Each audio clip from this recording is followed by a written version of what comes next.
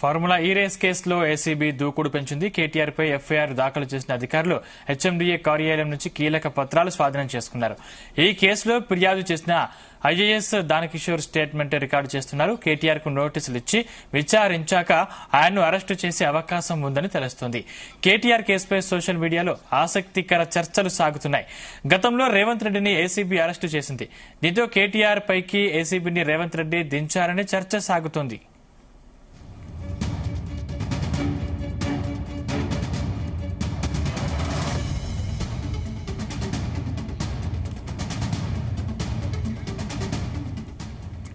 ఇదే అంశానికి సంబంధించిన మరింత సమాచారం మా క్రైమ్ బ్యూరో చీఫ్ రవితేజ అందిస్తారు. రవితేజ, సొసైటీలో ఏ ఒక్క వ్యక్తిని కేసు నమోదు చేసినా అరెస్ట్ చేయబోతా ఉన్నారని తెలిసినా ఖచ్చితంగా ఒకవైపు ఎగెనెస్ట్ ఉంటారు, ఒకవైపుగా సపోర్టెడ్ గా ఉంటారు.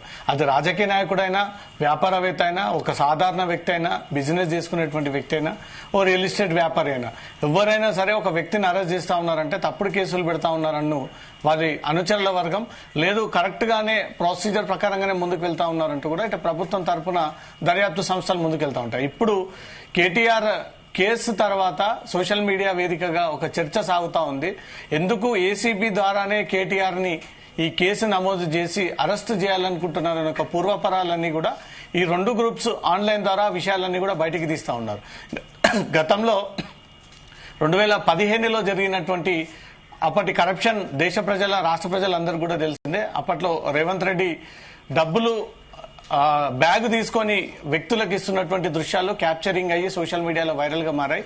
అదే కరప్షన్ కేసులో రేవంత్ రెడ్డి గతంలో అరెస్ట్ అయ్యాడు. అదే ఏసీబీ సంస్థ ద్వారా ఈ కేసు విచారణ జరిపి అప్పటి రేవంత్ రెడ్డిని అరెస్ట్ చేశారు.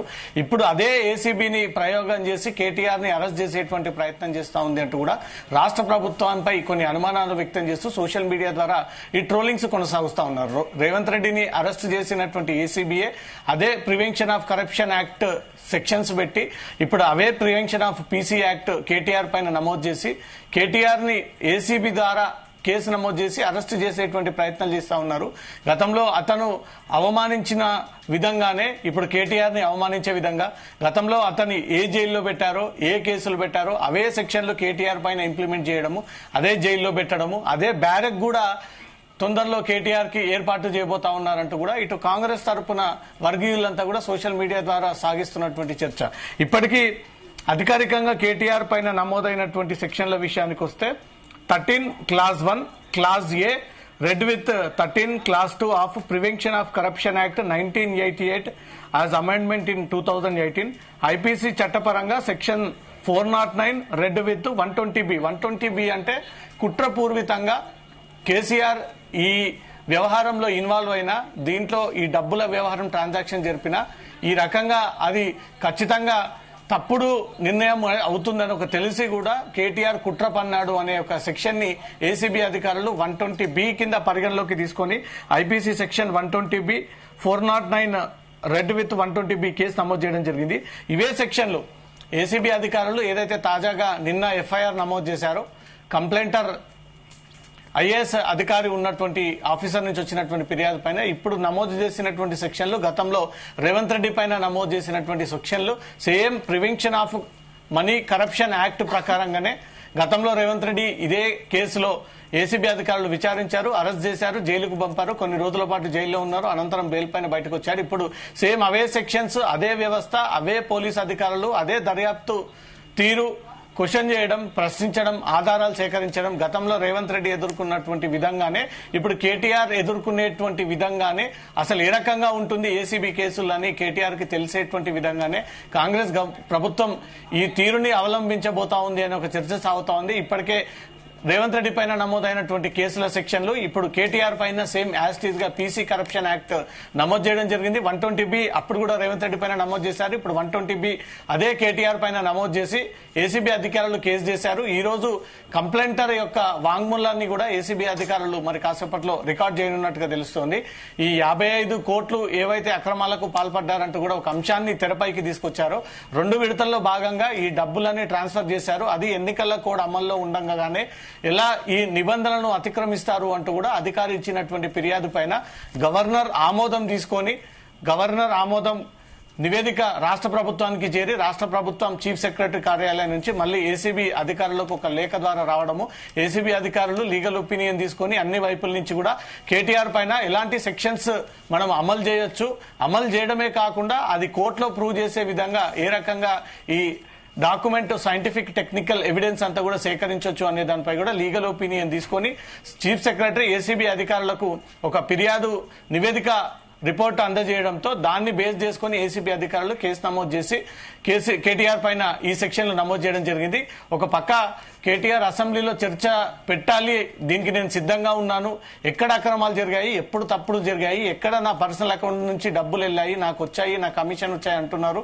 దీనిపై కాంగ్రెస్ ప్రభుత్వానికి స్పష్టంగా ఈ వివరాలు ఉన్నాయా లేదా తప్పుడు కేసులు తన పైన నమోదు చేస్తా ఉన్నారా, నేను చర్చకు అడుగుతా ఉన్నాను కానీ హౌస్ నాకు ఆ అవకాశం కల్పించట్లేదు, ఇప్పటికైనా నేను సిద్ధంగా ఉన్నానంటూ కూడా ఒక పక్క కేటీఆర్ చెప్తా ఉన్నాడు. మరో పక్క ఈ మంత్రులందరూ కూడా ఈ విషయం పైన మేము దర్యాప్తు సంస్థలకి ఈ అంశాన్ని వదిలేశాము, దర్యాప్తు సంస్థలే నిజ నిజాలు బయటికి తేలుస్తాయి, ఒక కేసులో ఏ రకమైనటువంటి తప్పిదాలకు పాల్పడ్డారనేది ఇన్వెస్టిగేషన్ లో బయటపడుతుంది, కానీ మేమెందుకు స్వయంగా కేటీఆర్ తో చర్చకు వెళ్తాము, అసెంబ్లీలో ఈ అంశాన్ని లేవనెత్తి టైం వేస్ట్ చేస్తామంటూ మాత్రం ప్రభుత్వం తరపున మంత్రులు ఈ రకమైనటువంటి ఆలోచనలో ఉన్నట్టుగా తెలుస్తుంది. కేటీఆర్ ఇప్పటికే హైకోర్టుని కూడా అప్రోచ్ అయ్యారు. హైకోర్టులో లంచ్ మోషన్ కింద తన క్వాష్ పిటిషన్ ని పరిగణలోకి తీసుకోవాలన్నట్టుగా కూడా కోర్టు దృష్టికి తీసుకెళ్లడం జరిగింది. కోర్టు ఇప్పుడు ఈ పరిస్థితుల్లో తీసుకోము అని దాన్ని నిరాకరించడము, ఇమీడియట్ గా కేటీఆర్ లీగల్ టీం మళ్లీ చీఫ్ జస్టిస్ బెంచ్ కి అప్రోచ్ అయ్యి ఈ లంచ్ మోషన్ పిటిషన్ ని అనుమతించే విధంగా మీరు ఆర్డర్స్ ఇవ్వండి అంటూ కూడా సీజే బెంచ్ కి వెళ్లడము, సీజే బెంచ్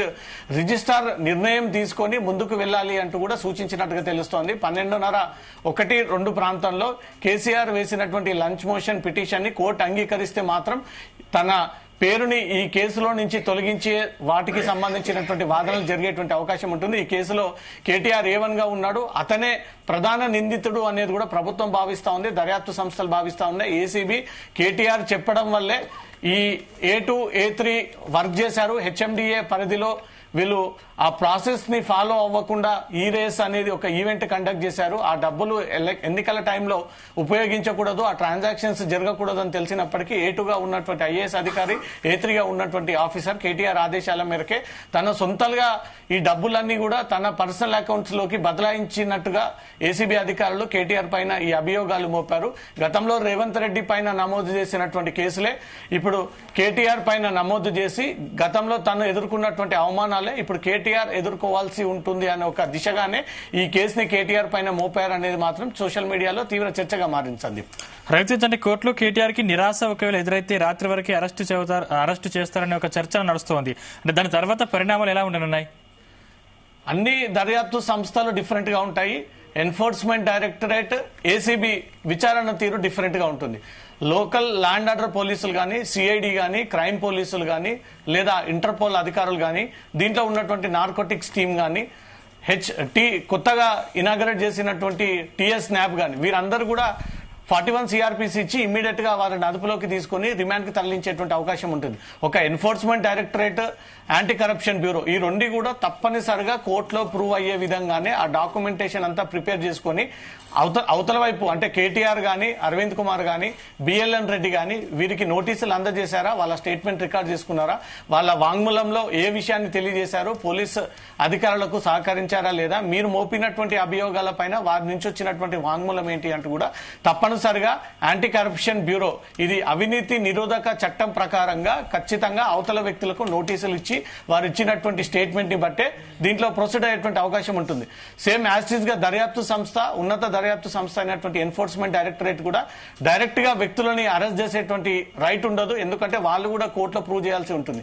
ఈడీ కూడా పలానా వ్యక్తికి నోటీస్ అందజేసి పిలిపించి ఆ విచారణ సందర్భంగా సహకరించినటువంటి వివరాలన్నీ కూడా స్టేట్మెంట్ రికార్డ్ చేసుకోవడం, సహకరించట్లేదు అంటూ కూడా ఆ విషయాన్ని కోర్టుకు తెలియజేసి అరెస్ట్ చేసినటువంటి సందర్భాలు ఉన్నాయి. ఇప్పుడు కూడా ఏసీబీ వాళ్ళ రూల్స్ అండ్ రెగ్యులేషన్స్ ప్రకారంగానే ఏసీబీ చట్టం ఏం చెప్తా ఉంది, ఒక వ్యక్తిని అరెస్ట్ చేయాలంటే ఈ 55 కోట్లు అక్రమాలకు పాల్పడ్డారంటూ కూడా ఏదైతే ఒక అవినీతి ఆరోపణ వ్యక్తం అవుతా ఉందో ఆ 55 కోట్లు ఎలా అక్రమాలు జరిగాయి, ఎవరి ద్వారా జరిగాయి, ఎవరి అకౌంట్ నుంచి ఎవరి అకౌంట్ కి వెళ్ళాయి, దాంట్లో కేటీఆర్ పాత్ర ఏంది, అరవింద్ కుమార్ పాత్ర ఏంది, బిఎల్ఎన్ రెడ్డి పాత్ర ఏంటి, ముగ్గురిని ఎందుకు దీంట్లో అక్యూజ్డ్ కిందకు పెట్టారు, మీ దగ్గర ఏవైనా డబ్బులు బదలాయించినటువంటి ప్రత్యేకమైనటువంటి ఈ ఎవిడెన్స్ మీ దగ్గర ఏమైనా ఉన్నాయా, ఆ ఎవిడెన్స్ తమకు ప్రొవైడ్ చేయండి అంటూ కూడా కోర్టు అడిగేటువంటి అవకాశం ఉంది. ఏసీబీ కేసులో సరైనటువంటి ఎవిడెన్స్ లేకపోతే రిమాండ్ ని రిజెక్ట్ చేసినటువంటి సందర్భాలు కూడా ఉన్నాయి. ఇప్పుడు కేటీఆర్ వ్యవహారంలో ఏసీబీ కరెక్ట్ లా ప్రకారంగా ఇన్వెస్టిగేషన్ చేయకపోతే కేటీఆర్ రిమాండ్ ని కూడా తిరస్కరించేటువంటి అవకాశం ఉంటుంది.